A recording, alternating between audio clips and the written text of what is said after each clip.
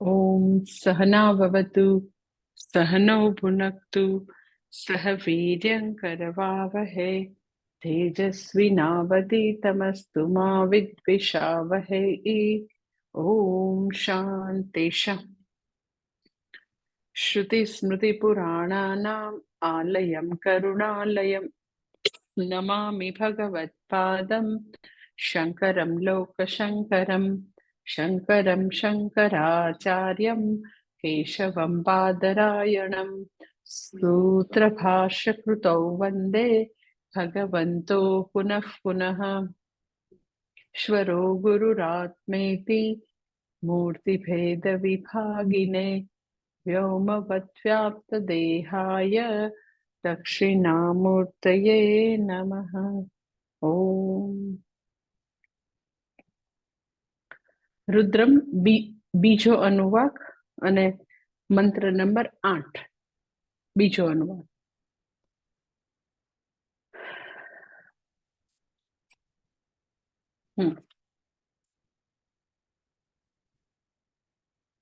नमः सूताय हन्त्याय वनानां पतये नमः। आठमो मंत्र આટલો આઠમો મંત્ર છે કે છે નમઃ સૂતાય નમઃ નમઃ અહંત્યાય નમઃ નમઃ વનાનામ પતયે નમઃ। આટલી ત્રણ વસ્તુ કે છે। દરેકે દરેક મંત્રમાં 3 વાર નમસ્કાર છે એક એક મંત્રમાં। કે છે પેલું કે છે નમઃ સૂતાય નમઃ, પછી કે છે નમઃ અહંત્યાય નમઃ, અને ત્રીજું કે છે નમઃ વનાનામ પતયે નમઃ। પહેલાનું એટલે ત્રણેયનું ટ્રાન્સલેશન જોઈ લઈએ, ત્રણેય નમસ્કારનું। કે છે નમઃ સૂતાય નમઃ। સૂતાય એટલે સારથી, તો કે આ જગતને ચલાવનારા સારથીને નમસ્કાર। પછી બીજું કે છે નમઃ અહંત્યાય નમઃ, એટલે જેનું હનન ન થઈ શકે એને નમસ્કાર। પછી ત્રીજું કે છે નમઃ વનાનામ પતયે નમઃ, કે બધા વન અથવા બધા અરણ્યના સ્વામી જે છે એને નમસ્કાર।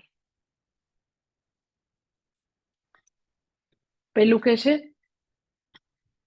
સૂતાય એટલે જે સારથી જે છે, કેવા સારથી, તો કે આ જગત ચક્રને ચલાવનાર સારથીને નમસ્કાર। અને જેનું હનન ન થઈ શકે, અહંત્યાય એટલે જેનું હનન ન થઈ શકે એને નમસ્કાર। અને ત્રીજું બધા અરણ્યના સ્વામીને નમસ્કાર। પેલું કે છે નમઃ સૂતાય નમઃ આઠમા મંત્રમાં। તો સૂત શબ્દ જે છે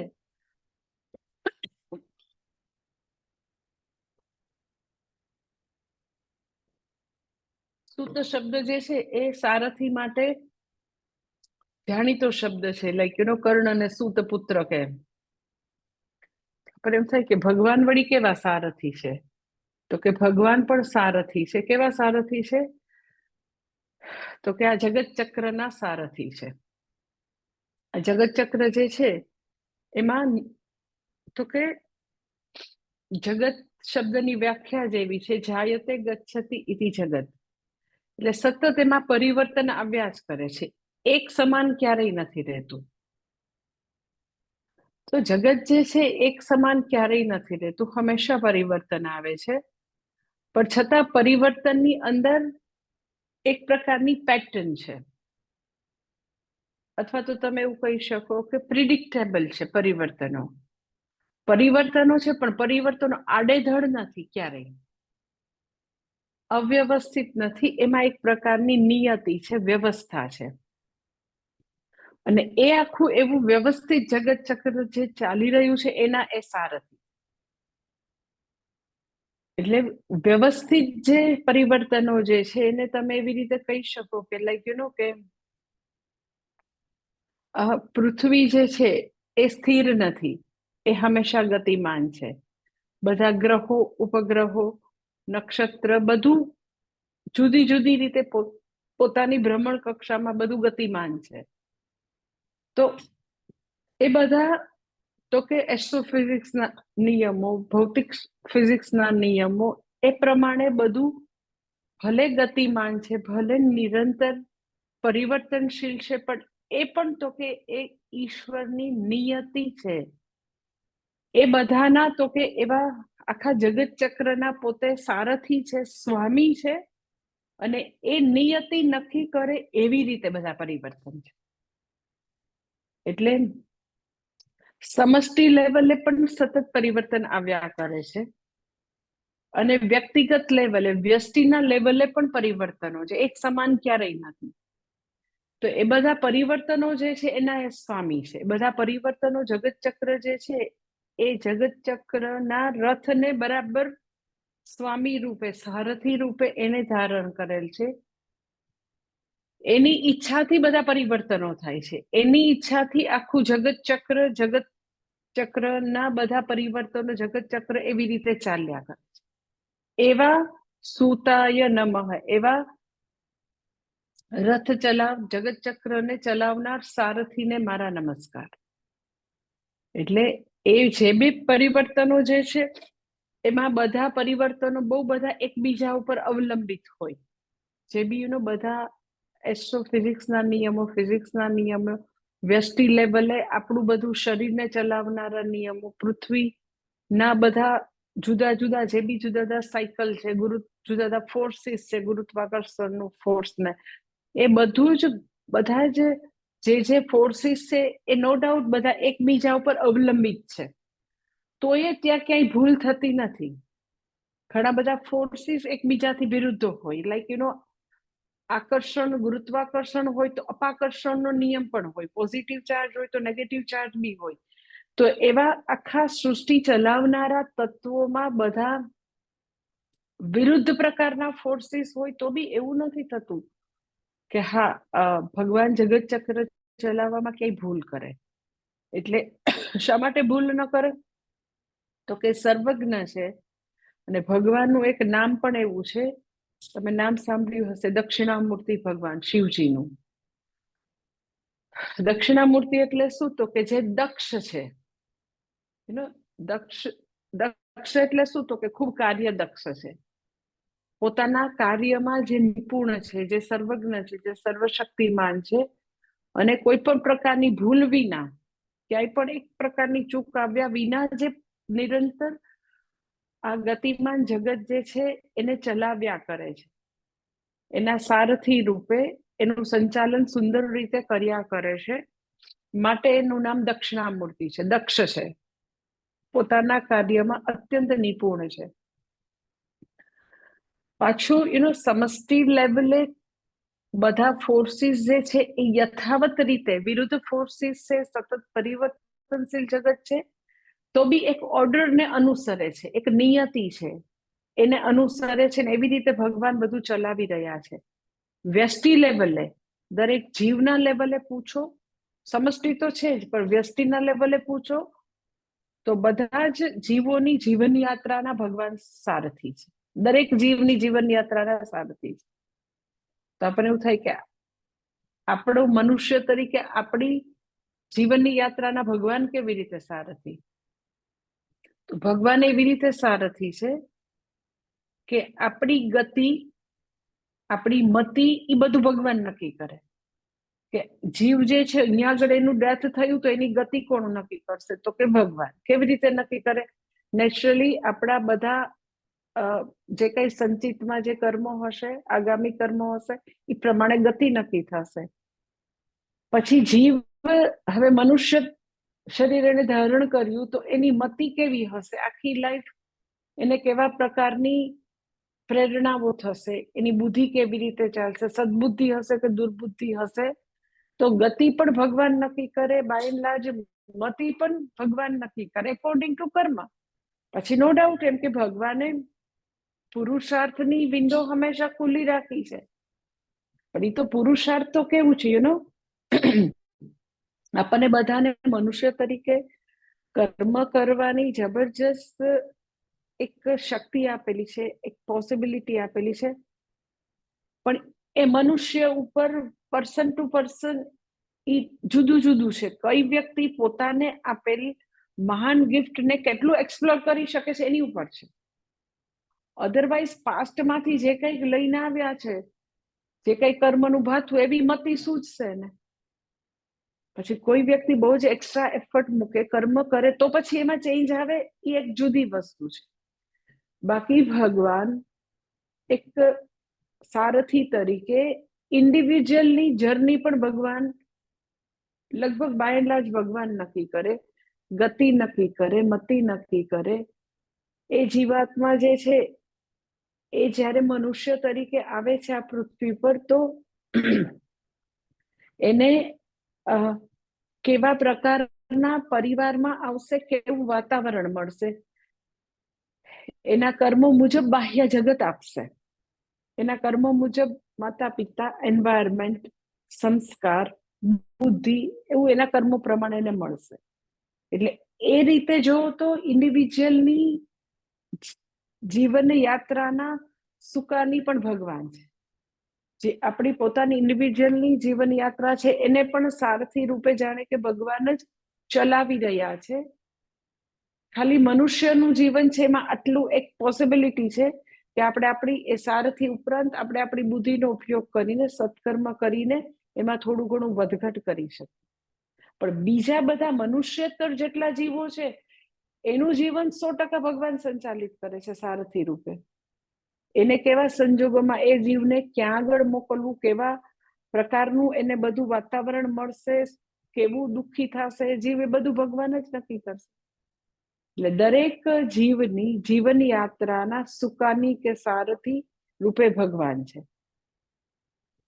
એટલા માટે જે ગીતાજીનો શ્લોક છે ને 18મા અધ્યાયમાં, ઈશ્વર સર્વભૂતાનામ હૃદ્દેશે ચુનતિષ્ઠતિ ભ્રામયન સર્વભૂતાની યંત્રારૂઢાની માયયા, કે ભગવાન જ તો કે સૂત્રધાર છે અને બધા જીવો કઠપુતલી સમાન છે.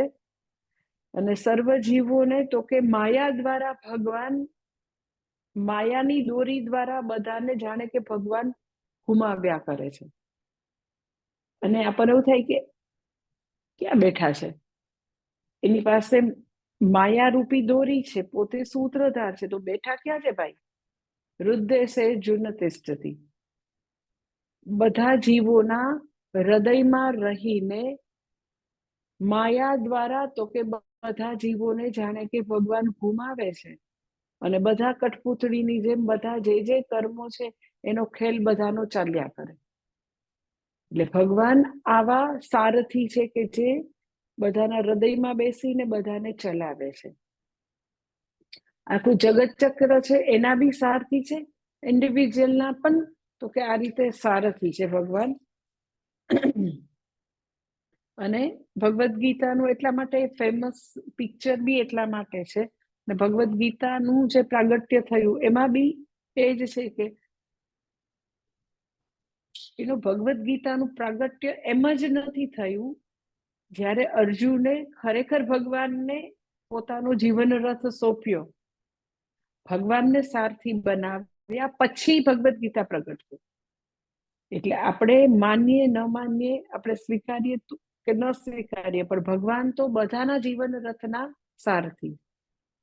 અર્જુન જે છે એ આવી રીતે જીવન રથ ભગવાનને યુદ્ધમાં રથ સોંપી અને કે ભગવાન તમે મારા સારથી, એ સિમ્બોલિક છે. એઝ સચ એ જે છે એ આપણને એકદમ બતાવ્યું કે જો ખરેખર આપણા બધાનો જીવન રથ એઝ ઇન્ડિવિજ્યુઅલ સમજતી બધાનું જીવનના રથના સુકાની તો એ જ છે. એટલે ભગવાનને જ્યારે આપણે આપણું જીવન રથ સોંપી દઈએ અર્જુનની જેમ, તો રિલેક્સેશન છે, તો શાંતિ છે, તો સુખ છે. અને જે કઠોપનિષદના મંત્રના સંદર્ભમાં કહું તો કે ભગવાનને જીવન રથ સોંપવો અર્થાત આપણું જીવન આપણા આવેગો નક્કી ન કરે, પણ આપણી બુદ્ધિ જે છે એ બધા યથાયોગ્ય નિર્ણય લે, એ પ્રમાણે જીવન ચાલે. એટલે બુદ્ધિના સ્થાને એ ભગવાનને ભગવાનને સારથી બનાવે, બુદ્ધિના સ્થાને, અર્થાત યથા યોગ્ય નિર્ણય લે. જે કઠોપનિષદનો મંત્ર છે ને કે આત્માનમ રથિનમ વિદ્ધિ શરીરમ રથમેવ તુ બુદ્ધિમ તુ સારથિમ વિદ્ધિ મન પ્રગ્રહમેવ જ. સરસ એમાં ઉપમા આપે છે કે આપણી જે જીવન યાત્રા જે છે એમાં મનુષ્ય જે છે એ જીવન યાત્રાનો જે રથ છે, રથ સ્વામી તરીકે જીવાત્મા બેઠેલ છે, રથ સ્વામી. એટલે ઇટ ઇઝ લાઈક કે અર્જુન જે છે એ યુદ્ધ મેદાનમાં જઈ રહ્યો છે, તો એ રથમાં પાછળ બેઠેલો છે, જો એ રથ સ્વામી છે. અને સારથી સ્થાને કોણ છે? તો કે ભગવાન છે, કૃષ્ણ ભગવાન. કઠોપનિષદમાં શું કહે છે કે રથ સ્વામી અર્જુનના સ્થાને કોણ છે? તો કે જીવ બેઠેલો છે, મનુષ્ય બેઠેલો. બુદ્ધિ જેમાં કૃષ્ણ ભગવાન બેઠાલ્યા છે, તો એમ કે છે બુદ્ધિ જે છે એ સારથી સ્થાને છે, શરીર જે છે એ રથના સ્થાને છે. શરીર રૂપી રથ છે, મન રૂપી લગામ છે, બુદ્ધિ રૂપી સારથી છે, ઇન્દ્રિય રૂપી ઘોડા છે, અને વિષયો જે છે એ ઘોડાને જવાનો માર્ગ છે. એટલે ભગવાનને સારથી બનાવવા અર્જુનની જેમ, એનો અર્થ એમ કે આપણે આપણા મન જે છે, મનરૂપી લગામ કે ઇન્દ્રિય રૂપી ઘોડા, એ બધાને સમર્પિત નથી. આપણું જીવન જે છે એ તો કે બુદ્ધિને સમર્પિત હોય.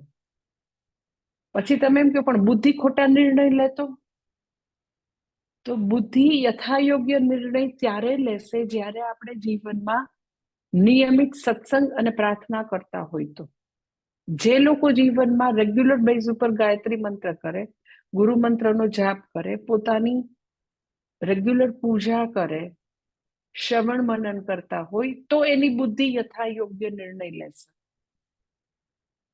એટલે ભગવાનને સારથીના સ્થાને બેસાડવા, ભગવાનને રથ સોંપવો, ઇન અધર વર્ડ બુદ્ધિ ધર્મયુક્ત નિર્ણયો લે છે.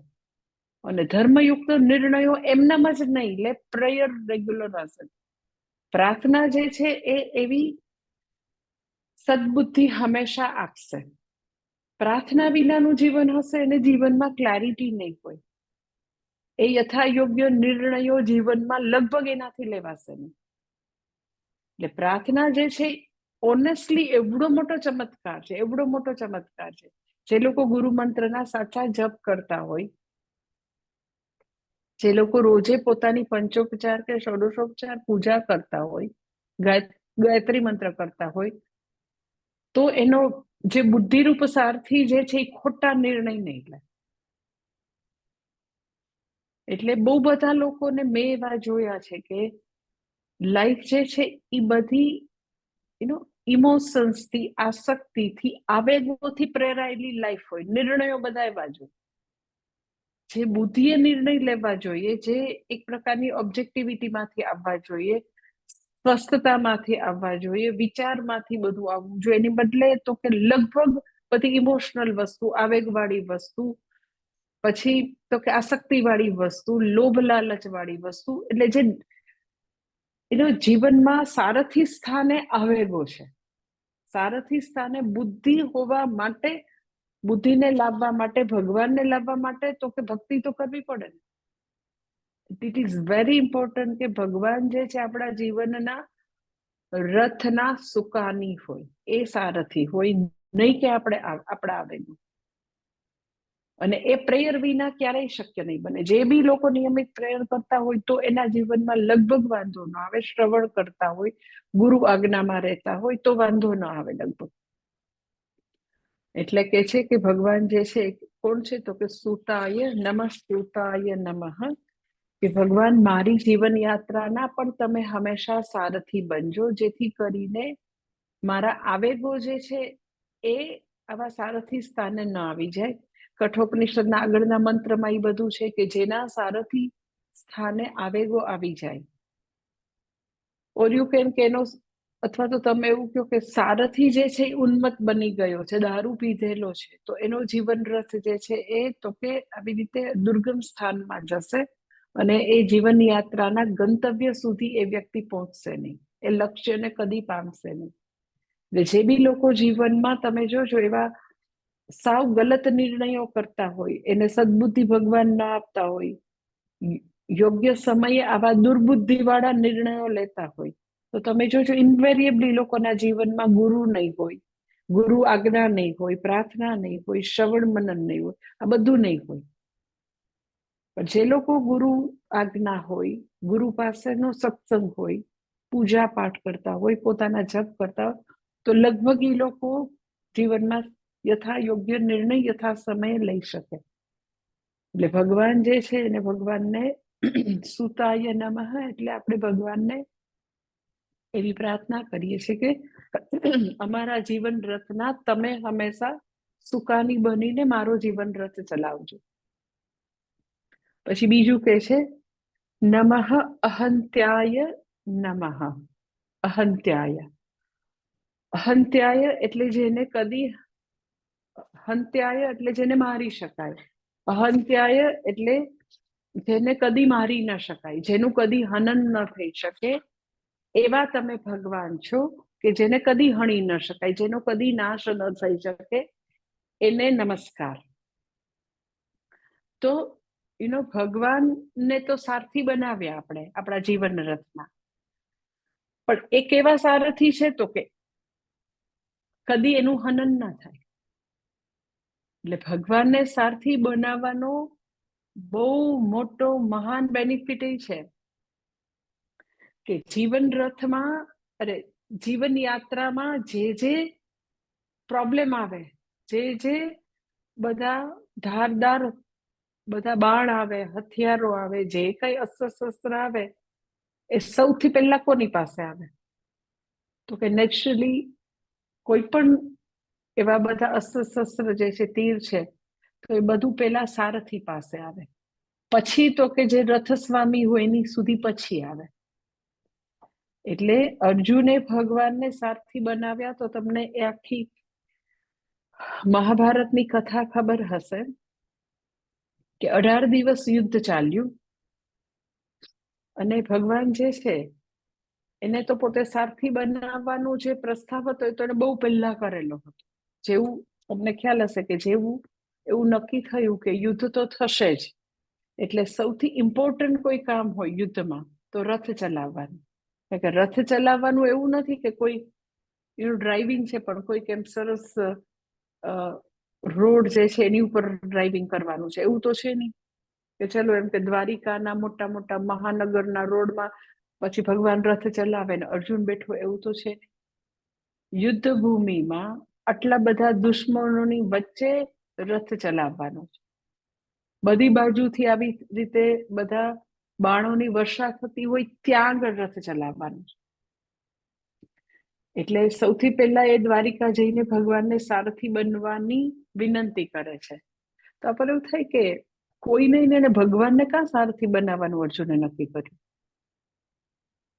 તો મેં તમને કીધું પેલું તો સિમ્બોલિક છે કે હા, હવે હું જીવનની બાજી જે છે હું તો હારી ગયો છું, મારાથી કઈ નહીં થાય, હવે અબ સોંપ દિયા ઇસ જીવન કા સબ ભાર, કે હવે સોંપી દીધું, હવે મારાથી ભગવાન નહીં થાય.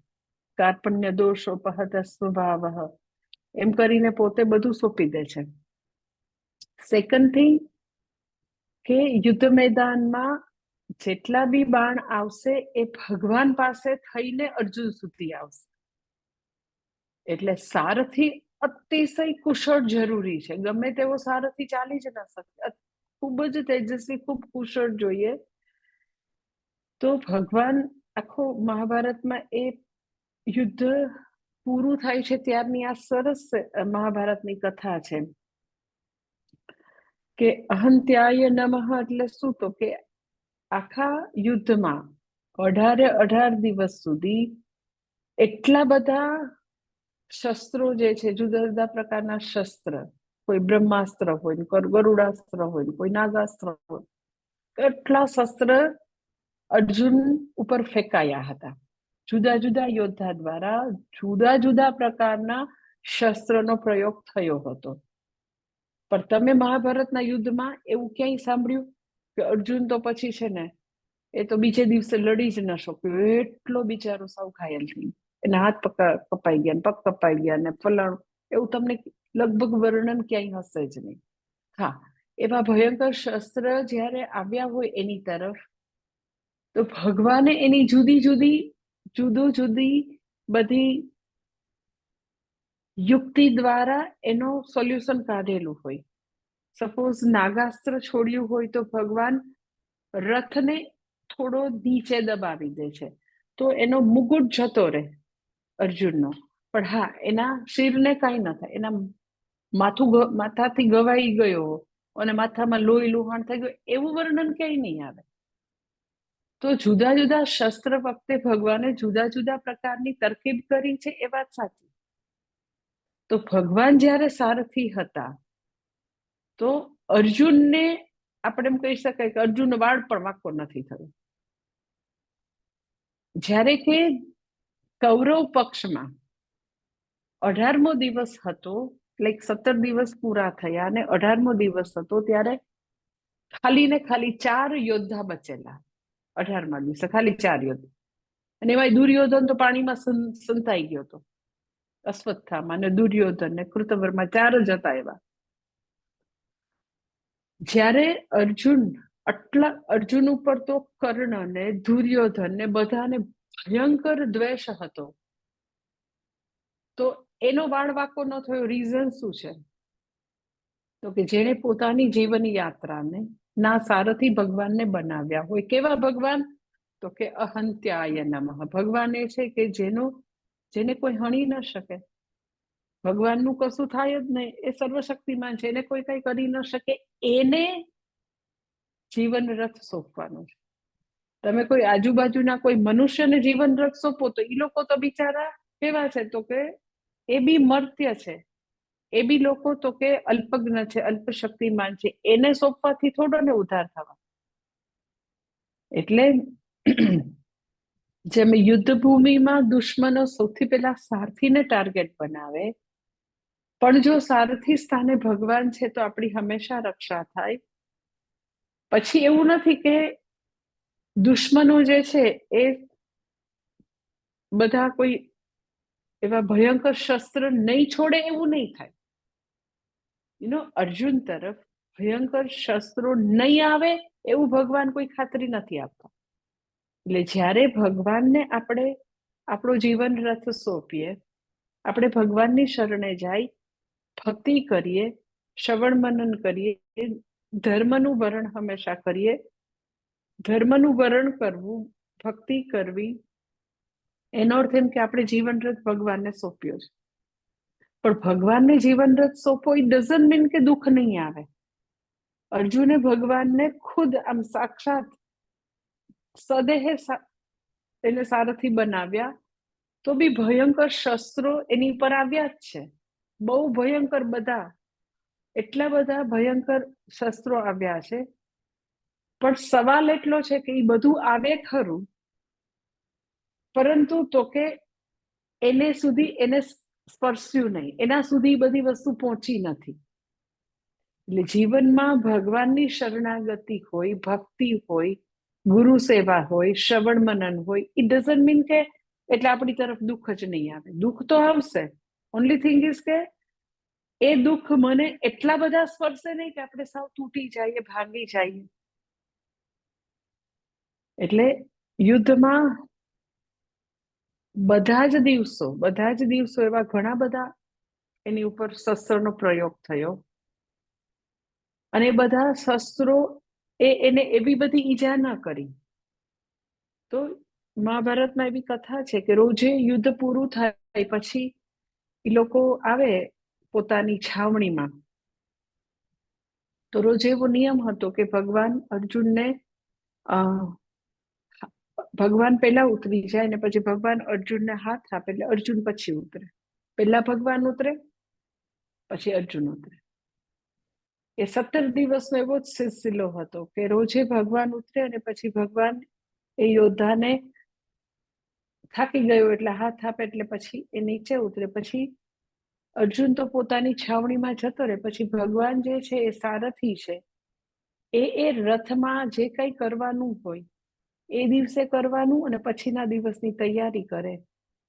કે ઘોડા જે છે થાકી ગયા હોય તો એને માલિશ કરવાનું હોય, આગલા દિવસના અસ્ત્ર શસ્ત્રને દૂર કરવાના હોય, નવો શસ્ત્ર સરંજામ થી લોડ કરવાનું હોય રથને, એ બધું ભગવાન કરતા.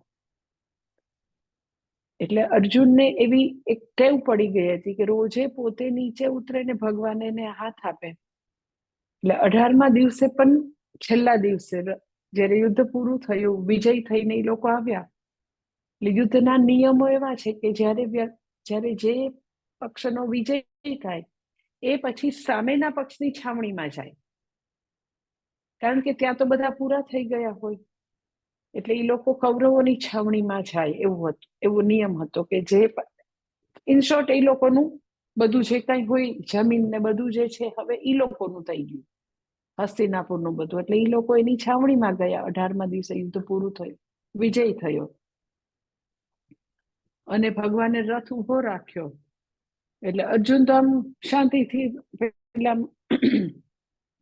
ડ્રાઈવર ગાડી ઊભી રાખે, ડ્રાઈવર પોતાની ડ્રાઇવિંગ સીટમાંથી ઉતરે, પાછળ સાહેબ બેઠા હોય ત્યાં આવે, દરવાજો ખોલે. એવી રીતે આમ અર્જુન આવી રીતે પાછળ આમ રથ સ્વામી તરીકે બેઠો રહ્યો અને રાહ જોતો હતો કે ભગવાન ઉતરે ને ભગવાન મને પાછો હાથ આપે. એટલે ભગવાન છેલ્લા દિવસે એને કે ઉતર હવે નીચે, ઉતર. એટલે એને સમજાણું નહીં. એટલે અર્જુન તો એ છેલ્લે દિવસે જ્યારે આમ એક તો વિજય પામીને આવ્યા હતા, એટલે આમ થોડો વિજયનો પણ પેલો હોય ને, આમ ભગવાન કે ઉતરી જ આવે છાનું મુનો, એટલે ઉતરે છે. અને એ ઉતરે છે પછી ભગવાન એ ઉતર્યા પછી ભગવાન ઉતરે છે, અને જેવા ભગવાન ઉતરે છે એની સાથે હનુમાનજી પોતે અદ્રશ્ય થઈ જાય છે. તરત જ ભગવાનની સાથે જ હનુમાનજી અદ્રશ્ય થઈ જાય છે. અને જે દિવ્ય અશ્વ હોય છે સફેદ, એ પણ અદ્રશ્ય થઈ જાય છે. હનુમાનજી અદ્રશ્ય થઈ જાય છે, સફેદ અશ્વ છે અદ્રશ્ય થઈ જાય છે. ભગવાન ઉતરે છે, ઉતરીને હજી ભગવાન આમ આવે ત્યાં ભગવાન ખાલી રથની સામે જોઈ અને દ્રષ્ટિ કરે છે રથની સામે, અને ક્ષણવારમાં એ જે દંડી ઘોષ છે રથ, એ બળીને ભસ્મ છે. થોડી ત્યાં રાખ રહે છે, આખો એકદમ એક ઝાટકે રથ આખું બળી જાય છે. એટલે અર્જુનને સમજાણું નહીં કે આ શું ભગવાન, કઈ સમજાણું નહીં મને. ત્યારે એને ભગવાન જવાબ આપે છે કે ભાઈ, જ્યાં સુધી આ રથની અંદર હું છું ત્યાં સુધી તું સલામત છો.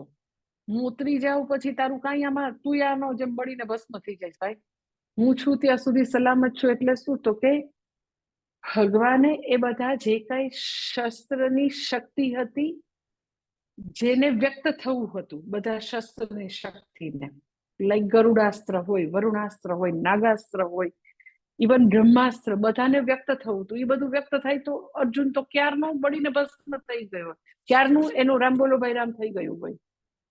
પણ એ બધા ભયંકર શસ્ત્રને ભગવાને રોકી રાખ્યા. હું કહું ત્યારે તમે બધા એક સાથે વ્યક્ત થાજો. અને પોતે એ બધાની શક્તિ રથમાં સમાવી રાખી હતી. એટલે અર્જુનને કીધું હવે તું ઉતર.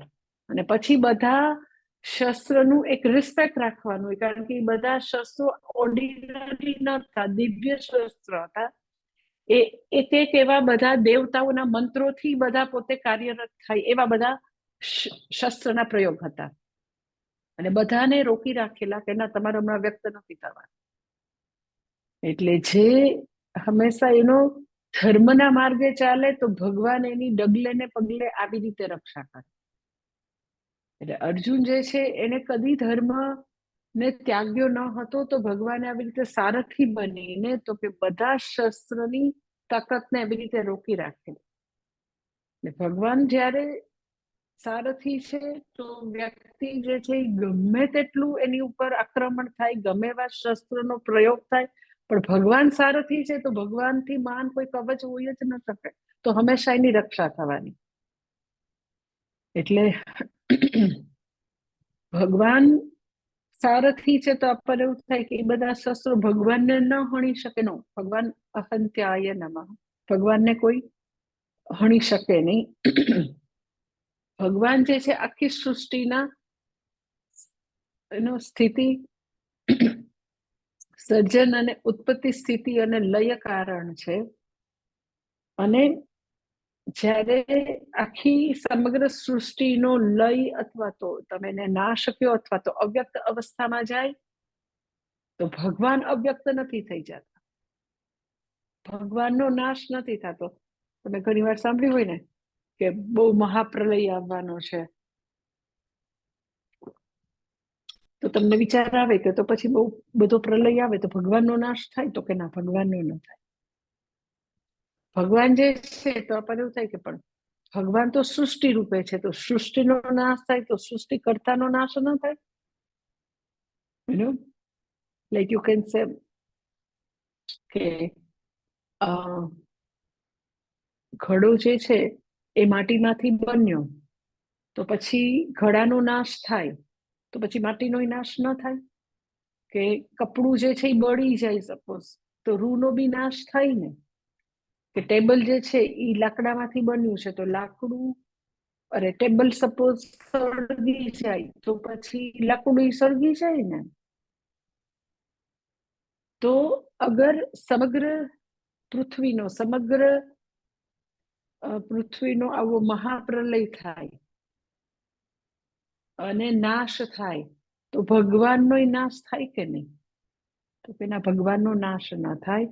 એ અહંત્યાય છે, એનું કદી નાશ ન થઈ શકે. તમને એમ થાય કે એવું કેવી રીતે? તો ભગવાન સમગ્ર સૃષ્ટિનું ઉપાદાન કારણ જરૂર છે. ભગવાને સૃષ્ટિ બનાવેલી છે, ભગવાન સૃષ્ટિ રૂપે છે,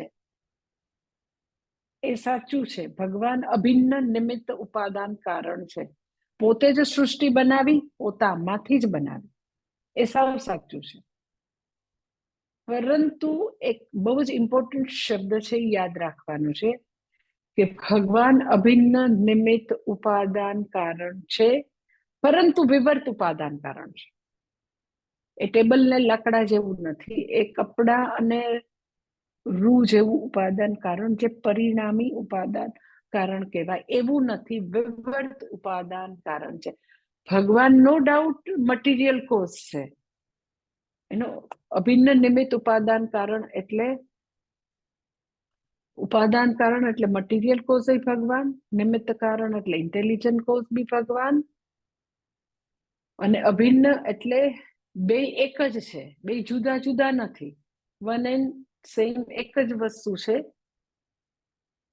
પોતે જ બનાવ્યું, પોતામાંથી જ બનાવ્યું, પરંતુ કેવું કારણ છે? તો કે વિવર્ત છે. માટે સૃષ્ટિના નાશથી સૃષ્ટિ કર્તાનો નાશ નથી થતો, વિવર્ત કારણ છે.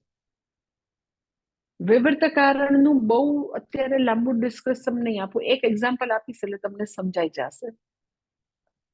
વિવર્ત કારણ એટલે ઇટ ઇઝ લાઈક કે સ્વપ્ન જેવું છે. સ્વપ્ન જે છે એ સ્વપ્ન નું ઉપાદાન કારણ પણ હું, નિમિત્ત કારણ પણ. મારું સ્વપ્ન મેં જ બનાવેલું છે, મારા માંથી બનાવેલું છે. સ્વપ્ન બનાવવા માટેનું મટીરિયલ મારે ખુદથી બહાર લેવા જવું પડ્યું નથી.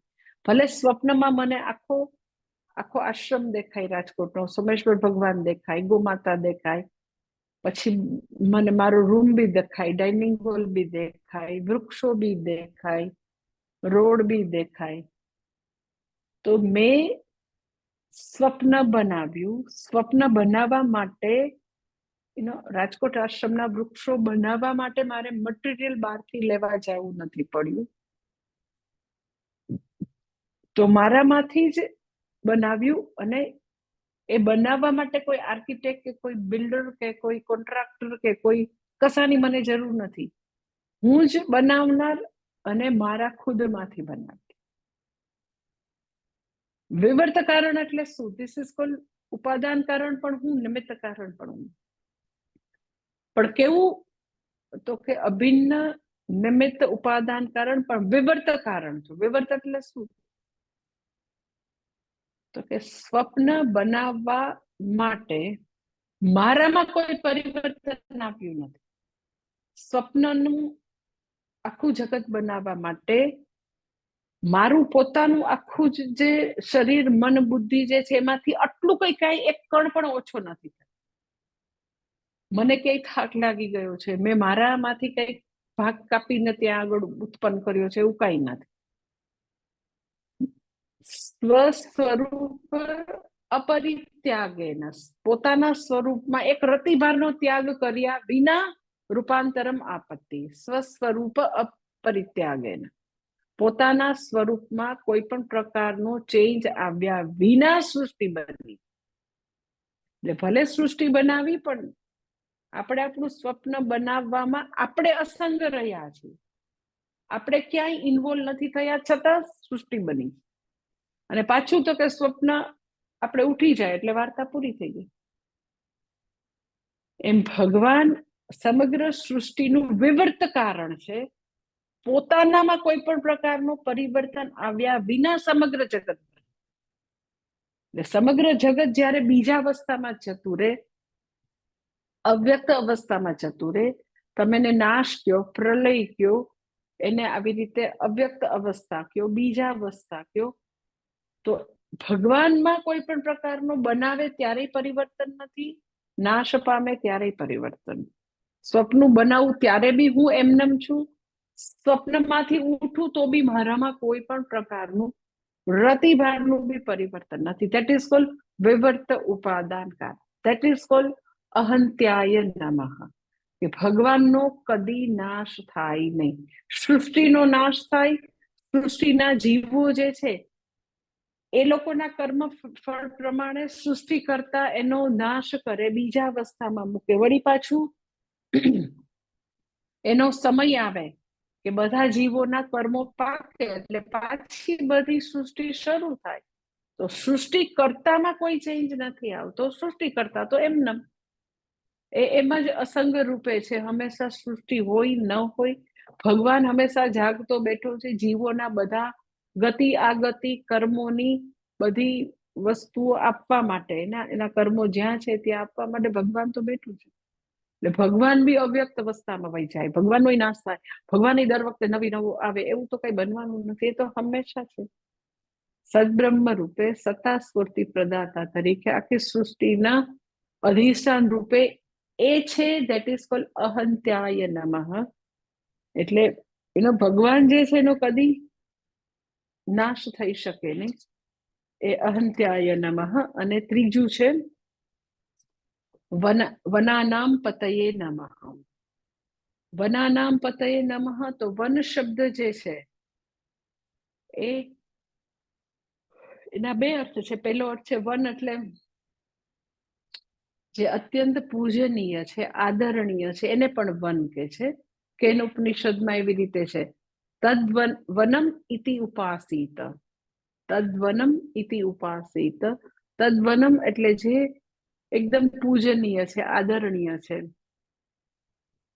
તો વનાનામ પતયે નમઃ એટલે આખા જગતમાં જ્યાં જ્યાં જે આદરણીય છે, પૂજનીય છે, એ બધું ઈશ્વરથી છે. એટલે જે કઈ વ્યક્તિનો ખૂબ આદર છે, કોઈ બી એની એવા પ્રકારની એની વિભૂતિ હોય એટલે એનો આદર હોય. કોઈ મ્યુઝિક સરસ જાણે છે, કોઈ ડાન્સ સરસ જાણે છે, કોઈ સાહિત્યનું, એટલે એનો આદર હોય સમાજમાં. તો વનાનામ પતયે નમઃ એટલે જ્યાં જ્યાં વિભૂતિ છે, વિભૂતિથી એનું બહુ રિસ્પેક્ટ છે, તો એના અધિપતિ ભગવાન છે. In other word you can say બધી વિભૂતિ ઈશ્વરની છે. એટલે જ્યારે બી કોઈ પણ વિભૂતિ કે કોઈ વિભૂતિને કારણે કોઈને આપણે આદર આપીએ છીએ, તો અલ્ટિમેટલી એ આદર જે છે, એ પૂજા જે છે, એ ભગવાનની પૂજા છે. હા, વ્યક્તિ એવું માનવા માંડે કે મારી પૂજા છે ને એને અભિમાન આવી જાય તો એ એની સમસ્યા છે. પણ જે વ્યક્તિમાં જ્યાં જ્યાં વિભૂતિ છે અને વિભૂતિને કારણે, એ ગ્લોરીને કારણે એને રિસ્પેક્ટ મળે, અને રિસ્પેક્ટ મળે એટલે બધા એને આવી રીતે તમે જોયું હશે કે એવા હોય જેમાં વિભૂતિ હોય તો બધા આર્ટિસ્ટ એને પગે લાગે, બધા એને ખૂબ જ આદર આપે. તો એવું માનવા માંડે એને અહંકાર આવી જાય તો એ સમસ્યા છે. પણ જેટલી વાર આપણી પાસે કંઈક એવી સારી વસ્તુ છે જે ભગવત વિભૂતિ છે અને એનાથી આપણને આદર મળતો હોય તો આપણે એ આદર આપણો નથી, આપણે ભગવાનને પાસ ઓન કરવાનો છે. ભગવાન, આ વિભૂતિ તમારી છે. મારી અંદર જે કઈ આવી સાત્વિકતા છે, વિભૂતિ વાળી વસ્તુ છે, એ તમારો અંશ છે. અને એ જેવું આપણે ભગવાનને આપી દઈએ તો કદી અહંકાર નહીં આવે. એટલે કે છે વનાનામ પતયે નમઃ, એટલે એ અત્યંત પૂજનીય આદરણીય જે છે એને હું નમસ્કાર કરું છું. અને બીજું વનાનામ પતયે નમઃ એટલે જે આપણો પોપ્યુલર અર્થ છે, વન એટલે અરણ્ય. એટલે અરણ્ય એટલે શું? તો કે જે બધા જંગલો છે, તો જંગલ રૂપે, વન રૂપે તમે જે ભગવાન છો એને મારા નમસ્કાર. તો આપણને એવું થાય કે વન રૂપે ભગવાનને વળી નમસ્કાર શું કામ? તો સૌ સિમ્પલ છે. એનો આપણને આટલું પર્યાવરણના સીધા સાદા નિયમો ખબર હોય તો આપણને સમજાય કે ખરેખર તમે પૂછો તો આપણું જીવન જે છે એ ખરેખર વનથી છે. વન છે તો જીવન છે. એવું સમજતા બહુ બધા વર્ષો લાગ્યા. બધા વન કાપી નાખ્યા પછી આપણને સમજાણું કે વનથી જીવન છે, એ પછી સમજાણું. લગભગ આપણે એવું જોઈએ કે આપણે જે આપણને સહજતાથી ભગવાને જે આવું ભરપૂર આવું જે સૃષ્ટિની જે ભેટ આપી હોય, આવી મહાન ભેટ, તો આપણને ક્યાં સમજાય? એ બધી વસ્તુને ટોટલી સાવ નષ્ટ કરી દઈએ, સાવ આપણે એને ખરાબ કરી દઈએ, પછી આખી પૃથ્વી ઉપર જીવો ઉપર બધું જોખમ આવી જાય ત્યારે અક્કલ આવે કે અરે આવું તો કરવાની જરૂર નથી. એટલે કેટલા બધા વન જે છે એનો સત્યાનાશ કરી દીધો પછી સમજાય કે વન છે તો જીવન છે. શા માટે? તો કે વન છે તો જીવન એટલા માટે કે આખી જે પર્યાવરણના જે નિયમો છે, બધી જે જીવસૃષ્ટિ જે છે, બધી વનની અંદરની જીવસૃષ્ટિ, એનાથી એ જીવસૃષ્ટિ જે સાવ ઝીણા ઝીણા જીવથી માંડીને ટાઈગર, આ બધા જે વાઇલ્ડ એનિમલ છે, સિંહ અને વાઘ, ત્યાં સુધીની બધી વન્ય જીવો, વન્ય સૃષ્ટિ વન છે તો એ વન્ય સૃષ્ટિ છે, અને વન્ય સૃષ્ટિ છે તો વન છે. એવું એ લોકોનું પરસ્પર છે. કે લાઈક યુ નો કે એવું છે કે if you save tiger then tiger will save you, એવી ઉક્તિ છે કે તમે જો વાઘને બચાવશો તો વાઘ તમને બચાવશે. કેવી રીતે? તો કે એ બધા એવા વાઇલ્ડ એનિમલ હોય ને, વાઘ ને સિંહ ને એવા જે બી વન્ય, આવા કેટલા ને કેટલા વન્ય જીવો છે વનની અંદર, એ લોકો તો જ જીવી શકે જો ગાઢ જંગલો છે, ખૂબ જ એની અંદર વૃક્ષો છે, પાણી છે, પર્વત છે, એ બધું છે તો એ લોકો જીવી શકશે. એ બધું જ આપણે અર્બનાઇઝ કરી નાખીએ કાપી કાપીને, તો થોડા ને એ લોકો જીવી શકવા. અને એ વન્ય જીવો જે છે, ગાઢ જંગલો છે, ફળ ફૂલ છે, ત્યાં આગળ જુદી જુદી વનસ્પતિ છે, તો હંમેશા શુદ્ધ હવા છે. એટલે એ બધું પર્યાવરણ જે છે એકબીજા ઉપર અવલંબિત છે. તો એ જે જમીન જે છે એ પાણીનો સંગ્રહ કરી શકશે, તો વરસાદ છે, તો હવા શુદ્ધ થાય, તો ઓઝોન લેયર તૂટવાનું નહીં, તો ગ્રીન હાઉસ ઇફેક્ટ નહીં આવવાની, તો પૃથ્વીનું ટેમ્પરેચર નહીં વધે. એટલે આ બધું ઇન્ટરડિપેન્ડન્ટ છે. એટલે આપણને ભાન ન પડે તો આપણે એમાંના અમુક જીવોની બી હિંસા તમે કરો ને ખૂબ જ ખરાબ રીતે, તો અમુક પ્રકારની વનસ્પતિ ઉગવાનું બંધ થઈ જાય. લાઈક મોરેશિયસમાં એ લોકોએ ડોડો જે છે પક્ષી, એનો નાશ કરી દીધો એ લોકોએ, તો ત્યાં એકેશિયા ટ્રી જે છે એ ઉગવાનું બંધ થઈ ગયું. ડોડો જે છે મોરેશિયસનો એકદમ બહુ બ્યુટીફુલ પક્ષી, તો એ બધા મારી નાખ્યા એ લોકો. એટલે કેટલા એવા વન્યજીવો જે છે એનો આડેધડ નાશ કર્યો હોય માંસાહારી લોકોએ ને જુદા જુદા કારણોસર. તો એનો નાશ થાય એટલે વનસ્પતિનો નાશ થાય. વનસ્પતિ એવી ઉગે નહીં, કારણ કે એ બધા પોલિનેશનના નિયમો હોય, કેટલા જુદા જુદા નિયમ હોય કે જેનાથી એ બધી વનસ્પતિ સૃષ્ટિ એની મેળે વધતી જાતી હોય. તમે ખાલી વિચાર કરો કે જે ચંદનના જંગલ હતા, વીરપ્પન બધા કાપી નાખ્યા હતા, તો તમે વિચાર કરો કે ત્યાં આગળ એ ચંદનના વૃક્ષો વાવવા કોણ ગયું? હમણાં અમે લોકો આ સાઈડ ગયા હતા, કેરાલા સાઈડ 6 months પહેલા કેવું, તો અમે એક જંગલ જોયું, તો ત્યાં આગળ કેટલા બધા મોટા મોટા રુદ્રાક્ષના વૃક્ષો, અને બહુ જ સારા પ્રકારના રુદ્રાક્ષ, બહુ જ બેસ્ટ ક્વોલિટીના રુદ્રાક્ષ. અને અમે જંગલમાં ગયા તો આમ જંગલની જે બધી માટી હોય એમાં કેટલા રુદ્રાક્ષ, બહુ જુદા પ્રકારના રુદ્રાક્ષ, જેને એ લોકો શિવ પાર્વતી કે, એટલે જે પેન્ડન્ટ તરીકે વાપરતા હોય એવા સરસ શિવ પાર્વતી, એવા આમ ઢગલો ને ઢગલો તમને જમીનમાં જોવા મળે. તો એ રુદ્રાક્ષ કોણ વાવવા ગયું? એ ચંદનના વૃક્ષ વાવવા કોણ ગયું? તો એ જ બધા ખરતા હોય. પછી એના જ અમુક બીજ, અમુક એના ફળ, અમુક જીવો ખાતા હોય. પછી પક્ષી હોય તો એની અગાર બધે ખરતી હોય. એટલે લાઈક ચંદન હોય તો આપણે અહીંયા આશ્રમમાં ચંદનના જે ફળ બેસે છે, બ્લેક જેવા નાના નાના બ્લેક બોર જેવા ફળ, બોરથી બી નાના, પછી એ કોયલ ખાતી હોય. પછી કોયલ જે છે એની અગાર જે આશ્રમમાં જ્યાં જ્યાં પડે એની મેળે પાછા ચંદનના નવા નવા પ્લાન્ટ્સ થયા હતા. તો હવે આડેધડ ધારો કે બર્ડ્સ મારી નાખ્યા, તો એ ચંદનના વૃક્ષોના પેલા ખાવાથી, મીન્સ ફ્રૂટ ખાવાથી, એ પક્ષીઓ જુદી જુદી જગ્યાએ 50 કિલોમીટર દૂર એની અગારી તો નાખી આવે. તો એવી રીતે એ બધું ફેલાતું હોય. અમુક બટરફ્લાય જે છે એ એક ફૂલ ઉપરથી બીજા ફૂલ જતા હોય, તો એને કારણે પોલિનેશનથી એ બધું વધતું હોય. તો આખું વન જે છે એ વન્ય સૃષ્ટિ અને વનના વૃક્ષો, એ બધાની વચ્ચે એક પ્રકારની મૈત્રી છે. હવે આપણે કઈ સમજ્યા વિના બધું નાશ કરવા માંડીએ એટલે શું થાય? તો કે વન બધા પાખા થવા માંડ્યા. આપણને ઇમારતી લાકડું જોઈએ, કિંમતી લાકડું જોઈએ, એટલે જંગલ કાપવા માંડ્યા. તો એ એક એક એવા વૃક્ષ ઉપર નભતા પક્ષીઓ, પશુઓ, વાઇલ્ડ એનિમલ છે, એ રહેવાના ક્યાં બિચારા?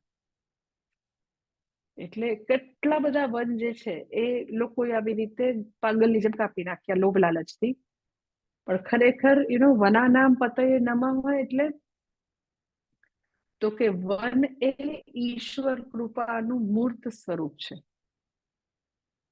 ઈશ્વરની કૃપા તમારે જોવી હોય કે એમ કે પૃથ્વી ઉપર મનુષ્ય અને બીજા બધા જીવો ખૂબ સરસ રીતે જીવે, સંવાદિતાથી જીવે, સમૃદ્ધિથી જીવે, એને બધું ખાવા પીવાનું ભરપૂર મળી રહે, એને તકલીફ ન થાય, એટલે કૃપા કરી છે કે પૃથ્વીનું ટેમ્પરેચર 45-48 ડિગ્રી સેલ્સિયસ ન થઈ જાય, લોકોને પીવાના પાણી માટે આટલું દૂર બિચારાને જવું ન પડે, બધું ફળ ફૂલ પાણી બધું ખૂબ સરસ રીતે મળી રહે. એટલે વન રૂપે ભગવાને અનુગ્રહ કર્યો કે જો આ બધા ગાઢ જંગલ હશે તો એ લોકો બિચારાને પોલ્યુશન, એને આવી એવી ખરાબ હવા જે છે એમાં શ્વાસ નહીં લેવો પડે. એટલે ભગવાને આવું આપણને, આવું તેને કહ્યું કે મૂર્ત સ્વરૂપ, આવું સાક્ષાત ભગવાન વન રૂપે આવ્યા, અને મનુષ્ય આવો સ્વાર્થી અને આવી અતિશય ટૂંકી બુદ્ધિના મનુષ્યોએ આવા વનને નાશ કરી દીધો.